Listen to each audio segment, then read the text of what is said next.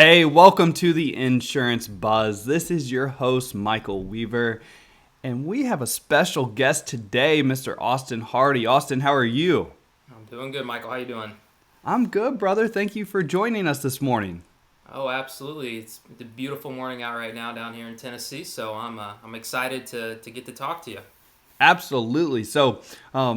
Austin, just a little bit of backstory. So, Austin was a super high performing agent aspirant. All right, so agent intern now, getting ready to start his own business. And so, I wanted to talk to Austin though about what was it like being a high performing team member, because this guy rock and rolled. But before we get to that, Austin, who was Austin before insurance?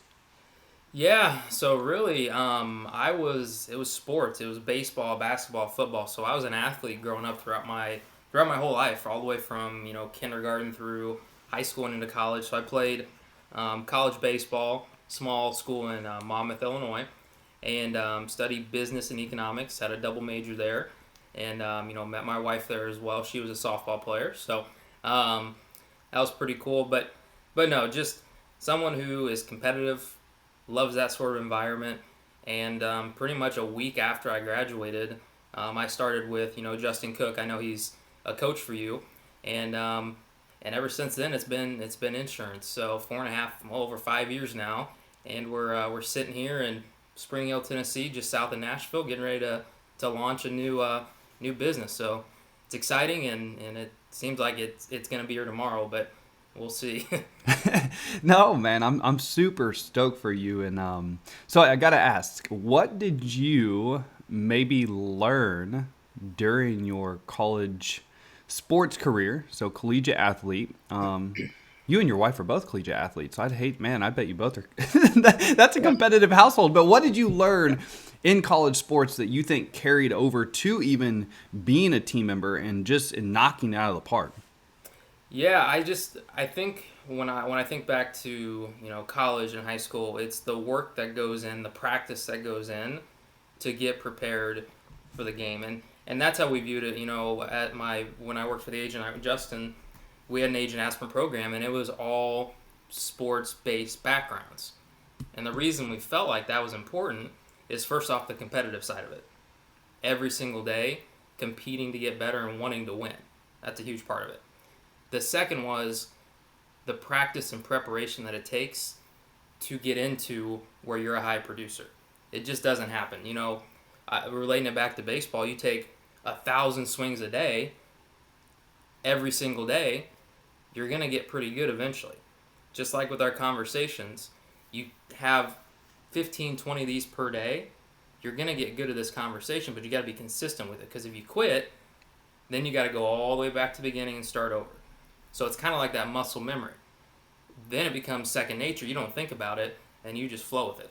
So I think the competitive side of it, and then the preparation and the practice that it takes to get really good at something, I think that's really what carried over.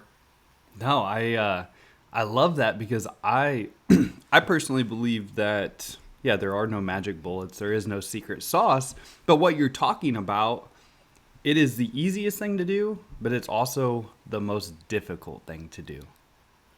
100%, because it's like you said, it's easy to talk about it and say, hey, just ask that person. Well, there's some fear in that too, so you got to be able to jump off and break through that fear. As far as that goes, and consistently doing it is not easy too. Being consistent is the hardest thing that you're gonna find. You can do it one day, everybody can do it for a day, but to do it day after day, consistently after every single day, there's not a lot of people who can do that. And if you can do that, you can separate yourself. And honestly, when I look back, like I wasn't perfect at this conversation. There's a lot of people that have a lot more knowledge than I do, but consistently, habits, conversations, organization throughout every single day, it's going to add up and add up. And like I said, you're going to eventually become really good at it just because you do it so much repetitively. Yep. No, I agree, man. I think it goes back to like the old saying, "Hard work beats talent" when talent doesn't work hard, and it's just you got to be disciplined with and And look, you're amazing at what you do, so I'm more so talking about myself. I was never the most talented. I was never the biggest, the strongest, whatever. But if you're disciplined with the process in the little things, it's the little things that add up to the bigger picture. And so I love that you carried that over because I think you're knocking the nail on the head. Yeah, and like I said, even go back to when I was in high school and little league and all that. I was not the fastest. I was not the strongest. I was simply just consistent, even demeanored. Didn't get too high, didn't get too low, which I think is key in our business as well in insurance because you're not going to have. There's going to be some days that everybody tells you no, and if you get too far down, eventually those days add up, and it starts to build on you. You lose confidence, and then before you know it, you're just like, I'm done. I don't want to do it anymore.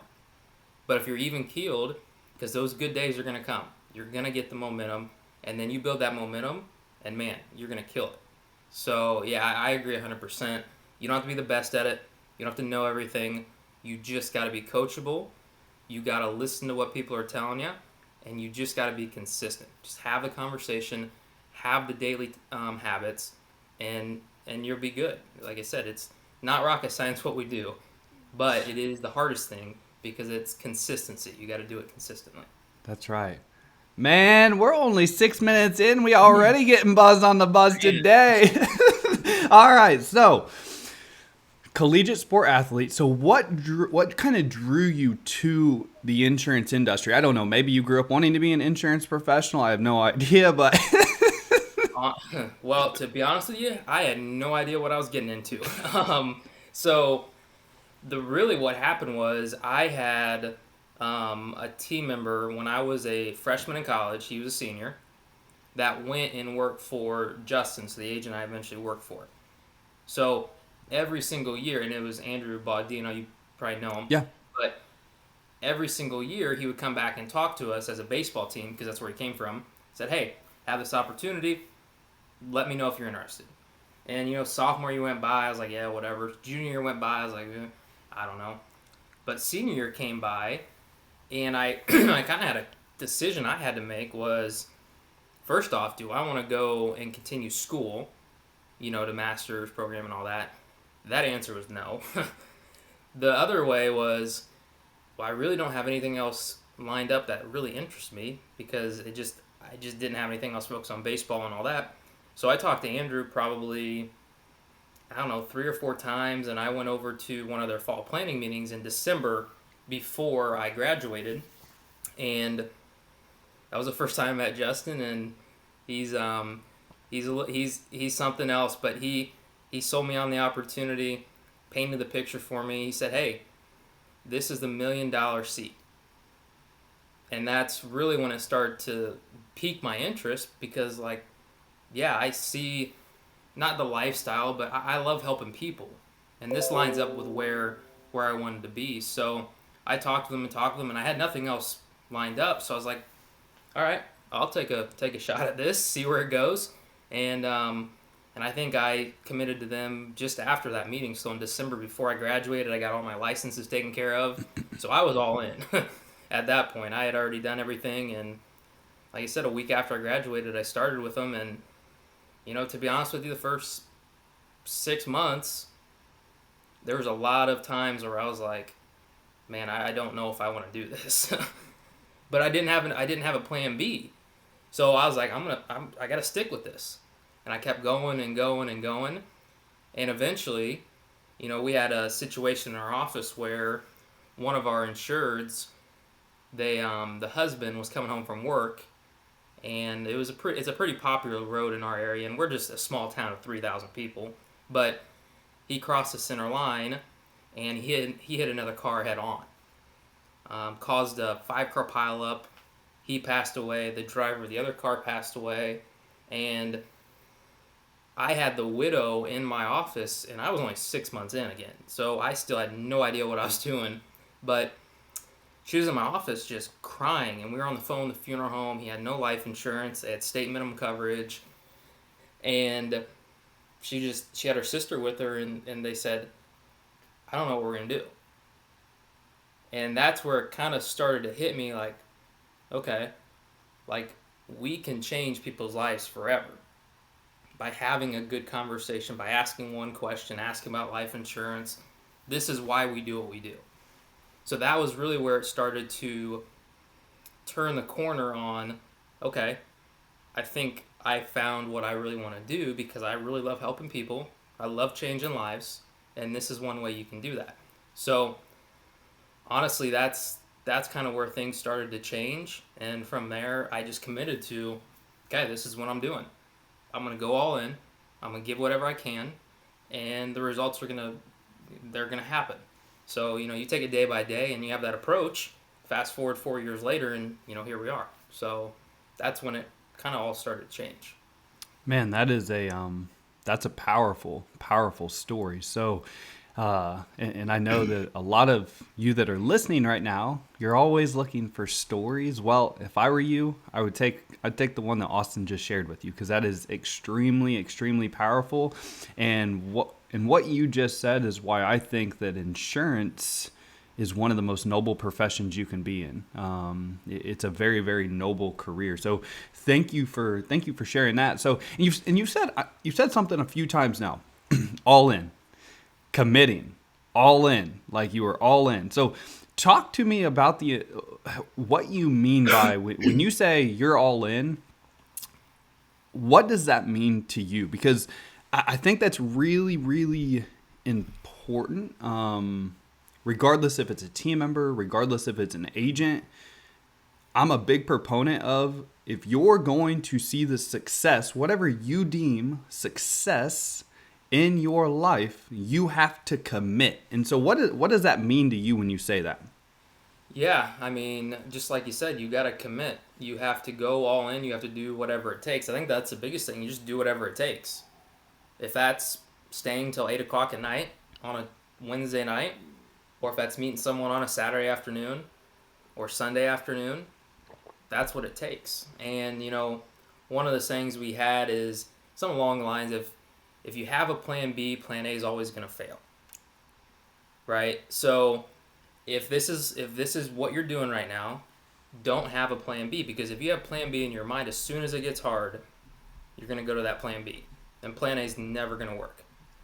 So that's what I did. Like I said, there was multiple times in that first 6 months where I really sat there, and it was like 6 o'clock at night. I was in the office by myself, didn't know what I was doing, struggling to, get the numbers as far as sales go. I was like, man, is this really what I want to do? And then that happened, and that changed everything. But I think the other thing is your habits. We talk a lot about this. Justin, he was a huge influence on this side of it too. And Michael, I know you have a killer morning routine, but every single agent, every single successful person that I've talked to, they have that morning routine. And whether that's going and exercising or listening to music or whatever it is, because it's not the same for everybody. Everyone's motivated differently. Yep. But having that morning routine, I think, is key. And what you'll see, and what I saw, because it took me a little while to figure this out, because I used to, coming out of college, there wasn't strong morning routines when it comes to college. You have class at 10 a.m. You wake up about 9:30, roll out of bed, go to class. But that really mentally changed my trajectory. Making sure you get up early, listen to motivation, organization before the day. That way, when you get to 9 o'clock, when your phones turn on, you're ready to go. It's not, well, we'll roll into the office at 8:45, get my computer started. Oh, we got a phone call. It's 9:01. Okay, what do we do? And then you're behind the eight ball. So those are a few things that I really feel like changed where I was going production wise, and not only in the business side, the personal side as well. I just think they're key. I love that you.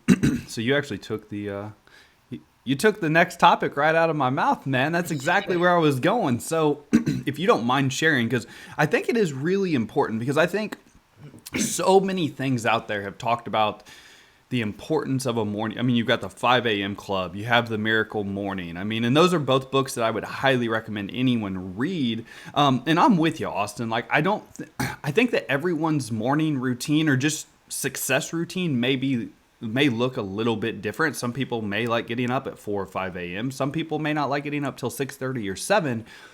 But I think that there has to be somewhat of a structure of habits that make you feel productive first thing in the morning. So if you wouldn't mind, what are some habits that you do that you really enjoy, like, that bring you happiness and make you feel Sure. productive?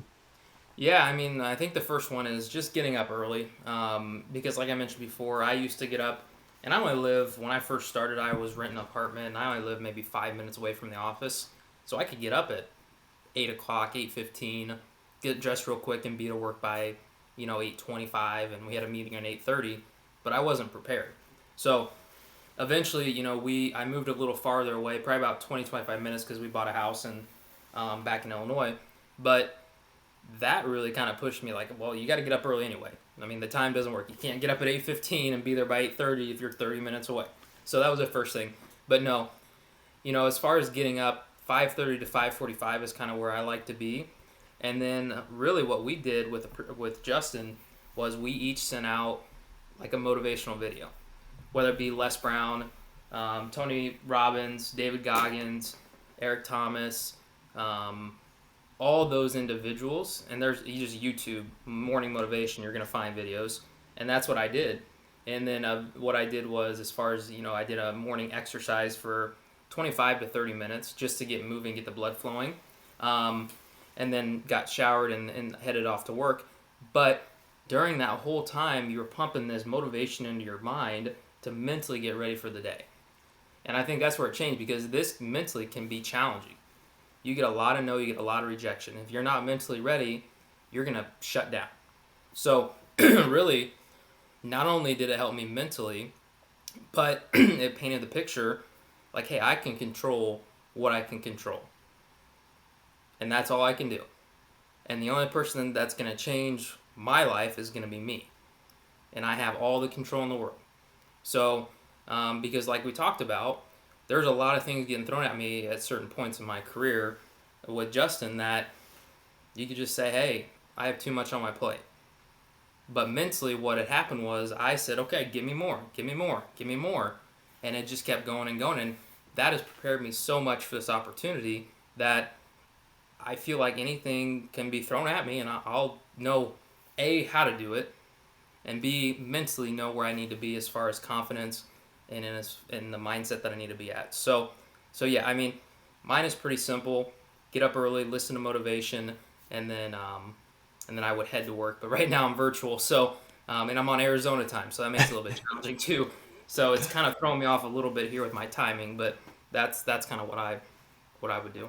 No, I love it, man, because there's a couple things that automatically stick out to me. Number one, you're starting your day off with doing something hard. Getting out of bed at 5 a.m. is not easy. All right, like that's a challenge. Now look, I'm in my mid 30s. Maybe when I'm like 60 or 70, I just naturally roll out of bed at 5 o'clock in the morning. I don't know, but it's Yeah. it's what you're saying is you're starting your day off with doing something hard, and then you're doing something both mentally and physically to prepare yourself for the day. So your motivational videos you're watching, like, or listening to, that's preparing you mentally. You're getting your 25-minute workout in. That's helping you feel positive, like, physically. And so I love that. And so thank you for sharing that, because I think everyone's like, oh, there's a special routine that everyone does. It's like, no, you got to figure out the routine that works best for you, that does exactly what you do. Helps physically, mentally, prepares you emotionally for the day, personal, professional development. So I dig that. So let's get into so no big deal here. You only wrote 150 plus life insurance policies last year as a team Yeah. member. So so let's talk about, but I think you've hit on so much of it starts with, hey, the plan and prepare, like the practice, the practice. But if you had to give some tips or something to your fellow team members that are listening to this, or you're not a team member anymore, but team members out there that are listening to this, what would be some things that you would talk about and how you achieved and produced at such a high level? Because the one thing that's very unique about you just weren't in the sales role. I mean, you were also servicing all day long, every single day.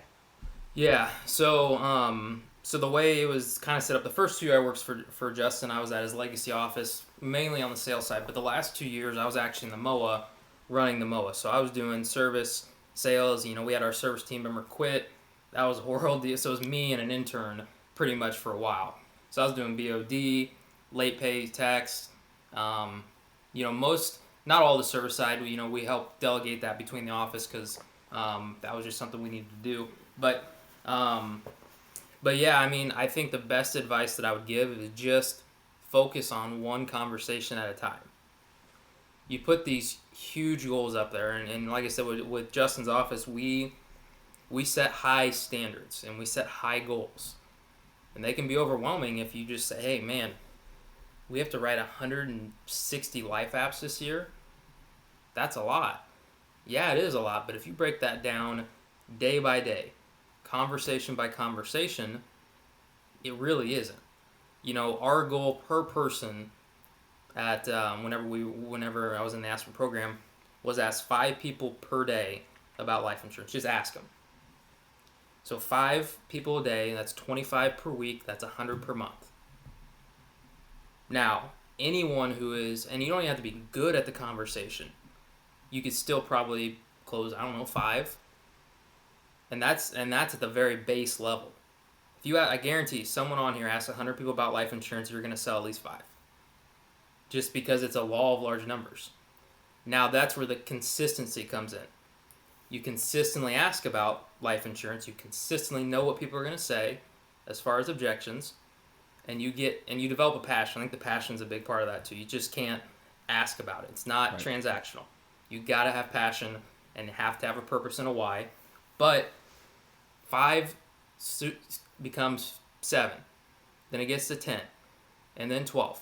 The next thing you know, you're doing 10 to 12 life apps a month. That's 140, 150 a year for one person. So when you think of an office, if you have 3 people in an office asking 5 people a day, man, you might have to start raising that goal to 200, 300. Because if you can be consistent with it, trust me, it works.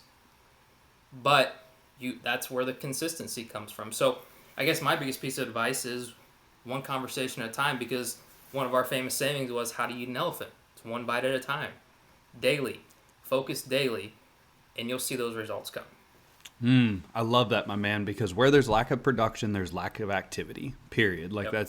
that's what any time. And so I love that you're breaking it down to one conversation at a time. And the one thing you said in there is you have to be a beginner at something. Like, yeah, like when you very first start and you ask 5 people a day, you're going to get told no a lot because you're beginning. Like, you got to pass, you have to push past the failure. Okay. And I will put failure in quotes here, because failure just means learning.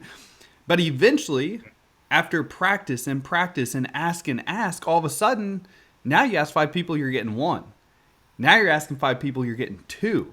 And so you do go from producing 3, 4 a month to all of a sudden 8 to 9, and then 12 to 15. And because with practice, with time, with developing passion and purpose, you're automatically going to get better if you continue to develop yourself. And so, man, that's good.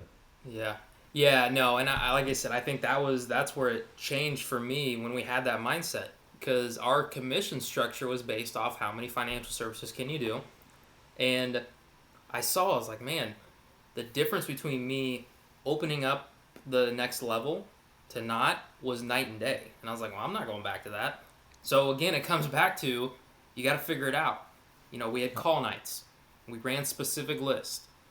And when I was working in the MOA, it was, how do not take advantage, but how do I maximize every single opportunity that I have?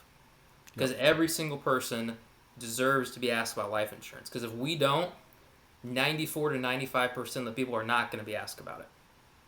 And I would say 99% of the people don't know how the policy they have right now work either, especially if they have it through work. They just signed up for it, took whatever they got. They don't really know how it works. So I think that's where this passion comes. Like, I want to help change people's lives. I want to help understand this. And that even gets into, as you get deeper into the investments and changing that side of it, that's a whole other conversation that we can have as well. But specifically on the life insurance side, you can change generations. And I think once you get that in your mind, that you're not bugging them about asking, you're not bugging them. Because if Yep. you think you're bugging them, you're not going to ask.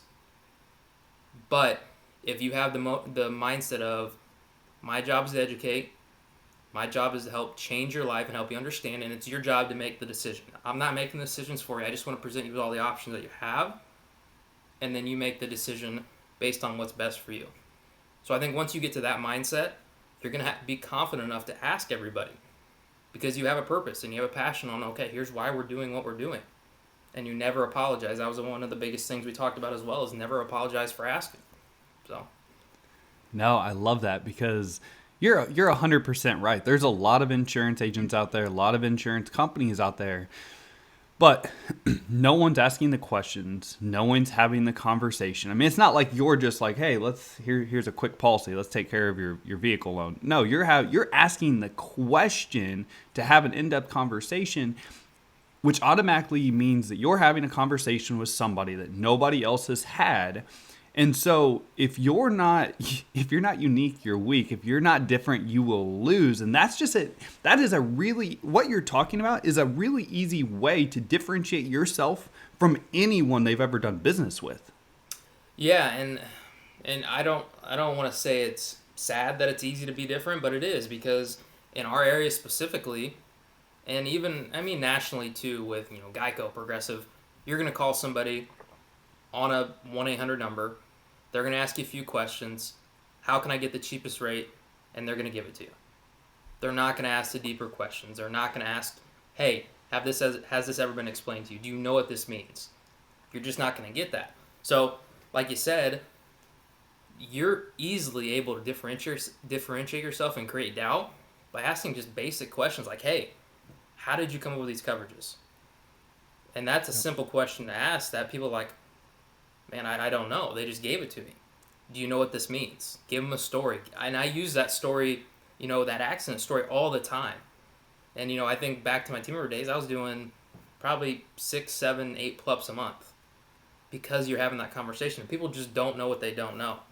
And that's the thing about insurance is we deal with it every single day. They don't. We have to view ourselves as educators, and then they make the decisions based on the information we get. So, yeah, I mean, it's crazy how easy it is to differentiate yourself and create value, but you got to do it because no one else is. That's right. So, all right, Austin. So I want to talk also about, so with you being in that team member role, obviously you knocked it out of the park in production. How did you go about controlling your day? Because you had a ton of incoming calls. I mean, you were like, the team member role, look, is not easy, especially like you experienced the great resignation. I mean, I know like you didn't have anybody with you except for one person. So how did you make sure that the service work got done, but also you are performing at a high level from a production standpoint? Yeah, so it came down to that preparation. To be honest with you, I did our BOD probably from about 7:45 until 8:20, 8:30 when our meeting came in. And that was just all about getting that out of the way so I could be prepared for the day. Because if you roll in at 8:30, we have a meeting from 8:30 to 9 o'clock each morning. So you roll in at 8:25, get into the meeting, have your meeting, and then you get to 9 o'clock, and you have all this service that you got to go through. And some days it was 80, 90 tasks that you had to go through, and you just get bogged down. And then the phone rings, someone has a question on this, someone has a claim. You just get so bogged down. So what I did was knock all that out before the day even starts. That way at 9 o'clock, I know what I'm going to be doing. And set your calendar. Communicate with the other team members like, hey, I'm going to have a power hour from 10 to 11. And then also from 3 to 4. Or whatever times you choose. But commit to that and communicate that as well, because communication is key, especially when you're low on team. That's honestly when we were most efficient. Because we communicated and we said, hey, we have to do what we got to do to get this done. And I think sometimes what happens is and I'm not saying a big team is bad by any means, because you need a big team to produce a lot, but you can start to kind of rely on others, and then you lose your focus. And when it's just you, if you're all in, you got to do whatever it takes. So, and I think making sure your calendar is set for the day too. so you know exactly when you're going to do it, how you're going to do it, and there will be curveballs. Obviously, I was a Mm-hmm. team member. I know there's going to be curveballs. Someone's calling about a claim that hasn't been figured out for 2 weeks now. You're going to have to wait on hold for 30 minutes or an hour. I get it. But if you commit and have communication within the team and set that schedule, here's what it's going to be, and you're mentally ready, and you stay focused, and you stay on task, it will take care of itself. But what happens is, you start getting off track here or there, talking to somebody or messing on your phone. That's where it starts to get away from you. And then you look up and it's 5 o'clock, and you're like, man, I didn't get anything done today. Mm. My man, you're gonna make it happen, or you're gonna make excuses, but you cannot do both. And I love that you're hitting on this, because look, yes, there's curveballs throughout the day. But what you're talking about is being intentional with your time. Yes, you got to do the added auto. Yes, you got to get the customer over to claims. But what I have witnessed throughout time is you let that drag on. Some team members will take a 3 or 4 minute service task and turn it into a 20-minute service task. Yeah, and that's where it comes back to mentally. Are you focused? And did you start your day at the very beginning of the day focused with the motivation to get yourself in the right mindset? Because again, like you said, if you don't have the right mindset and someone yells at you and yells at you for a 5 minute conversation, that 5 minutes turns into an hour of complaining to someone else or saying, man, I really don't want to talk to anybody today. Or you said, okay, next, and then you just move on, because you only can control what you control. And honestly, and I'm sure all the team members on here can say this, most of the time when people are yelling at you, it's not really your fault. It's something that was not in your control in the first place. You're just the only person they can talk to about it. Yep. So don't take it personal. It's not personal. Now, there are some situations that may be on the team member's hands, but if it comes to a claim or a payment, most times you're not the reason they're upset. You're just the only person that they've had the ability to talk to about it. So just don't take it personal. I love that advice, man, because you are spot on with that. Like you're just the person that fielded the call, and so Yeah. just do the best you can to just get the situation to where the customer's happy, because that's all they want. They just want to be taken care of. They just want that problem fixed. They just are looking for a solution. Yeah, and that's honestly where when I first started, I care a lot, and that's part of my I don't know, my makeup or whatever you want to call it. So I was taking a lot of these personal. Like if someone called in and complained to me, or said, "Hey, I'm not happy about this," I took it personally, and that took me off my game for 30 minutes to an hour when I first started. But once I realized, like, hey, I really wasn't the reason. They just called, and I was a person that, like you said, fielded the call. And I had that motivation in my head, like, hey, control what you can control and move on. That's where it kind of changed too, because you get a lot of people with high emotional care and all that. You can take that personally, and your day can be ruined. Yep. So that was again mentally something that I had to work through as well when I first started. No, I love that. Solve the problem and move on. Be intentional with your day through whether it's time blocking, communicating with your peers. Lots of good what I would call golden nuggets in this episode, Austin, man. This was good, brother. Yeah, that's what I tried to bring. Like I said, it's simple, there's a lot of simple stuff, but hopefully I can share a couple things that people can take away. Well, it's simple as what, man. If you, keeping it simple, that's how you succeed at life. That's how you succeed in everything. I mean, whether you are an agent in an agent's office, which is what I typically will refer to as team members, but it doesn't matter. Like, or you're the agent trying to lead your team. Keep it super simple. Like in sales, you keep it super simple. Yep. Just like you told me up front, you're like, Michael, I don't really have any secret sauce or no magic word tracks to share, man. Like, it's just about the basics. Yeah. Like I said, it's basic stuff, but like we talked about, it's hard to be consistent. I mean, that's the hardest thing that we do. It's easy conversations. It's easy to say, hey, tell me about your life insurance, but it's hard to be consistently asking that conversation every single day to as many people as possible. So, So yeah, it's simple, but it's not. I guess is a good way to put it. No, brother. Well, I'm super super stoked for you. I'm excited to watch your journey with starting agency here in a couple months. If somebody wanted to connect with you, follow you, what's the easiest way for them to do that? Yeah, honestly, I know with my email right now, it's gonna get changed, but my alias I can give. I don't know if that's fine to give out to people. So my alias right now, so that's gonna change here in about 2 months. But if right now you want to communicate with me, it's WIAG. So Wilson Igloo Apple George. Shoot me an email. More than happy to communicate there. You can follow me I'm on Facebook, Austin Hardy, Instagram, LinkedIn, whatever you wanna whatever platform you want, communicate with me, because that's the thing that I've learned too is those most successful people that I've talked to, they've been so willing to help me that it's not even funny. So I want to return that favor as much as I can, because like you said, I want to pay it forward, because there's a lot of people that have helped me that I have never met before, and they gave me information and gave me connections that have kind of changed the trajectory of my career as well. So I don't know how much how much help I can give to you, but if you want to ask me a question or whatever, like I said, feel free to reach out to me. I'm open book for you. Man, I love that. At your age, that mindset, that's amazing, brother. Because what you put into this world, you get right back out of it. So, 100%. Yep. Austin, thank you so much for coming on today, my man. Yeah, no problem. I appreciate it. And like we talked about, maybe here in a year we can kind of revisit and see where where we're at after a year into agency. So, but no, I appreciate it. I know you helped me a lot with training too. We used the We Were Sales Academy, so that helped a lot too. I appreciate it.